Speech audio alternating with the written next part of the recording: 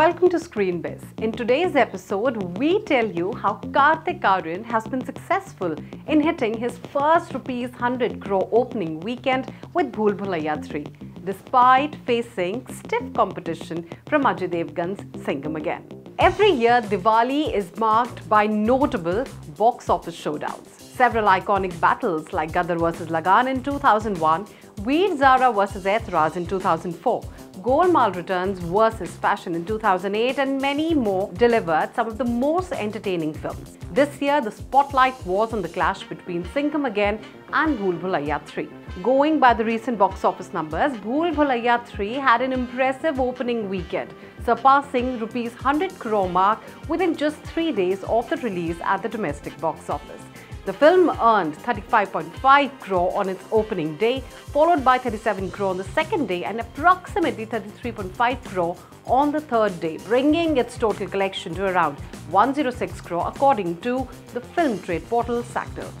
With these numbers, Bhool Bhulaiyaa 3 ranks among the top 5 Hindi grossers, featuring Kartik Aaryan joining the ranks of Bhool Bhulaiyaa 2 with 184.32 crore, Sonu ke Titu ki Sweety 108.95 crore, Luka Chupi 94.09 crore and Pati Patni Aur Wo 84.56 crore. Now Bhool Bhulaiyaa 3 embraces its absurdity, allowing audience to enjoy both the thrills of horror and the joys of comedy, making both memorable and entertaining in a way that traditional horror films may not achieve.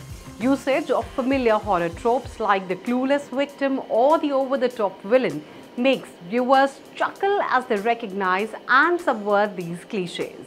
While it may not deliver the spine-tingling thrills of a traditional horror film, its chaotic humor and lively energy leave the viewer satisfied and elated. In the third installment of Bhool Bhulaiyaa, viewers are once again invited to unravel the mystery of Manjalika's identity and her whereabouts, with the truth only revealed in the film's closing moments, a twist that defies expectations. In this respect, the film manages to surprise all the viewers. The film opens with a haunting prologue set 2 centuries ago in Bengal, where a dancer is transformed into a vengeful spirit after being unjustly punished. Following this setup, the narrative quickly immerses us in the chaotic world of Rohit, which is of course played by Kartik Aaryan, a self-proclaimed ghost buster who is introduced as a fraudulent exorcist known to his clients as Rupaba, operating in contemporary Kolkata alongside his bumbling assistant Titu, played by Arun Kushwaha. As the duo exploits the gullible, they find themselves ensnared in a much larger con. Rohit, encouraged by Meera, played by Tripti Dimri, and her uncle, played by Rajesh Sharma, venture into an abandoned palace haunted by a ghost. Now, the impoverished royal family, led by a Maharaja, played by Vijay Raj, lives in a cattle shed, struggling to make ends meet. The first half of Bhool Bhulaiyaa 3 moves at a brisk pace as Rohit is successful in charming Meera and her family.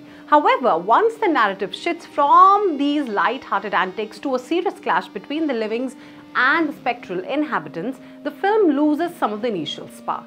It struggles to balance outlandish humor with the gravity of its ghostly encounters, despite the magnetic presence of Madhuri Dixit and Vidya Balan, who appears earlier as a heritage building restorer. The performances in the first half actually lean very heavily on physical comedy and very interesting witty banter. Madhuri and Vidya share the screen. Their dance and expressive performances elevate the stakes. Now, the film actually benefits from a talented ensemble of comedic actors, including Aaryan's performance when the narrative begins to falter.